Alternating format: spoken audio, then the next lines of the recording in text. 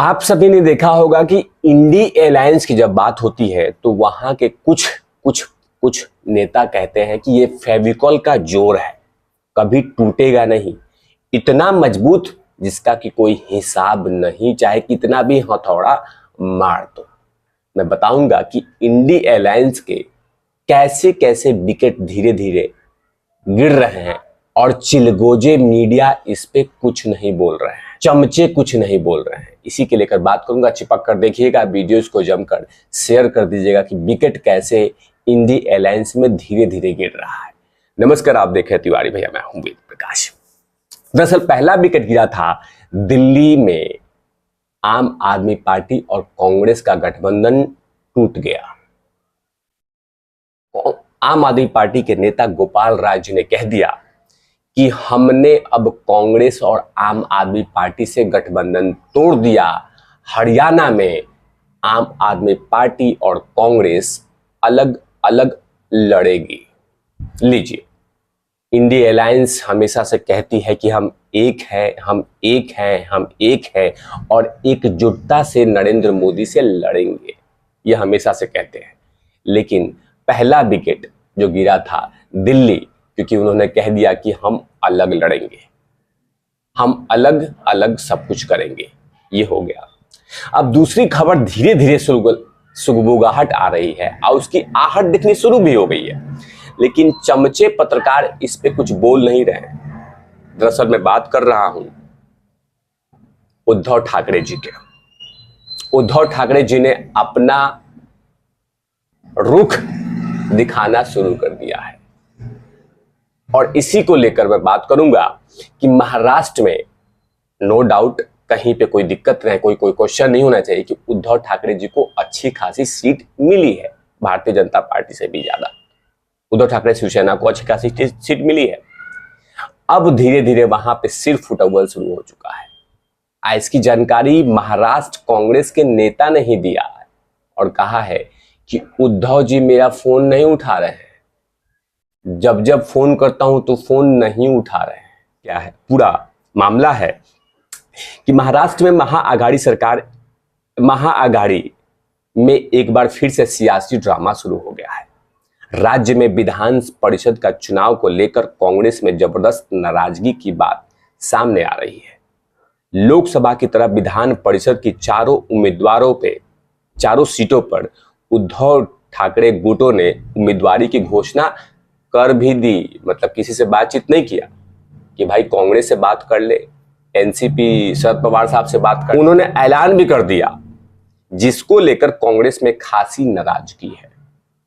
कांग्रेस प्रदेश अध्यक्ष नाना पटोले ने विधान परिषद उम्मीदवारों को वापस लेने का संदेश दिया कि आपने जो उम्मीदवारी का नाम लिया है शिवसेना उद्धव ठाकरे ने, वो फटाफट वापस ले लीजिए। प्रदेश अध्यक्ष नाना पटोले ने एक मीडिया से बातचीत करने में ही जानकारी दी।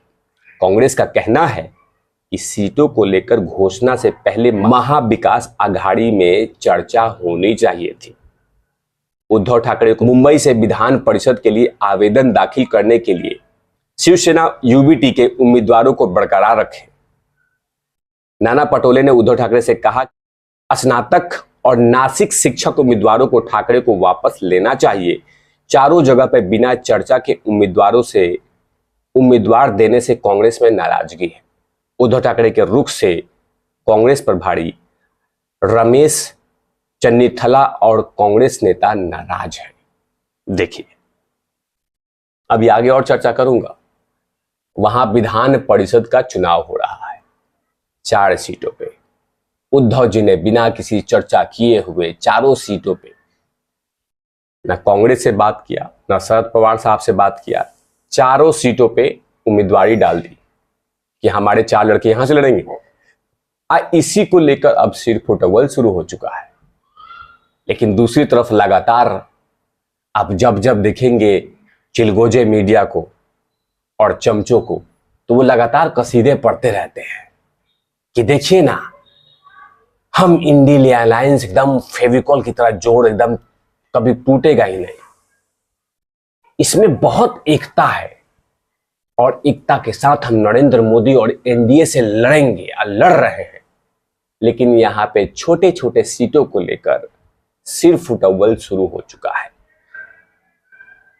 मैंने अभी कुछ दिन पहले जो वीडियो बनाए थे उसमें देखा था, बताया था कि मध्य प्रदेश में 2 बड़े कांग्रेसी चेहरे लड़ गए। कर्नाटक में भी सुगबुगाहट शुरू हो चुकी है। दिल्ली में तो आम आदमी ने पार्टी खुलकर बोल दी कि हम अलग लड़ेंगे। महाराष्ट्र में तो उद्धव ठाकरे जी फोन ही नहीं उठा रहे हैं कांग्रेस अध्यक्ष के। आज तो भी कहा जाता है कि नरेंद्र मोदी से लड़ेंगे। आने वाले भविष्य में, आने वाले समय में बहुत जगहों पे सिर फुटअव्वल शुरू होगी, लेकिन दिखाने के लिए कहा जाता है कि हम एक हैं। कांग्रेस अध्यक्ष नाना पटोले ने कहा कि जब वो लंदन गए थे तो उन्होंने फोन किया, साथ में मैंने उनसे कहा कि आप 2 सीटों पे लड़े, मैं 2 सीटें पर लड़ता हूं।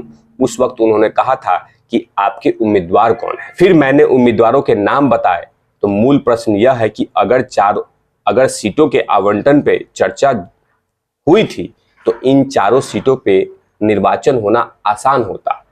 मैं सुबह से उन्हें कॉल करने की कोशिश, उद्धव ठाकरे ने मुझसे संपर्क नहीं किया, इसलिए हम नहीं जानते कि उनके मन में क्या चल रहा है।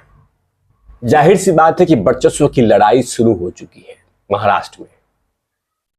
अब वर्चस्व की लड़ाई आम आदमी पार्टी की भी थी, क्योंकि दिल्ली में कोशिश कर रही थी आम आदमी पार्टी की कुछ सीटें मैं ले लूं कि कांग्रेस और आम आदमी पार्टी के वोट एक जगह मिलते, लेकिन ऐसा कुछ हुआ नहीं, जिसके कारण गठबंधन टूट गया। और महाराष्ट्र में धीरे धीरे वर्चस्व की लड़ाई शुरू हो गई है कि हम दोनों, मतलब कांग्रेस पार्टी और शिवसेना उद्धव ठाकरे 2-2 सीटों पर लड़ेंगे। इसकी चर्चा को लेकर बहस शुरू हो गई है।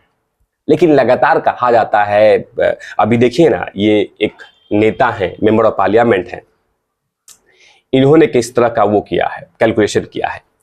As of today the numbers in Lok Sabha are BJP 240 and Indi alliance 237, 3 BJP MP in West Bengal are in touch with us, 3 will be nice surprise soon after that। 240 इस तरह की कैलकुलेशन लगातार चल रही है, लेकिन ये नहीं देख रहे हैं कि सिर फुटअव्वल कितना हो रहा है, उसके बारे में नहीं बता रहे हैं।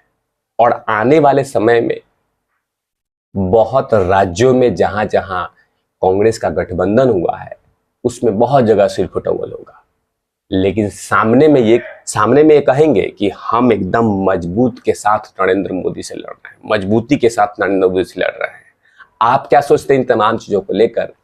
कमेंट सेक्शन में जरूर लिखिए और वीडियोस को जमकर शेयर कर दीजिए। तब तक के लिए आप देखते रहिए तिवारी भैया। मैं हूं वेद प्रकाश, कैमरामैन ध्रुव लाठी के साथ। मतलब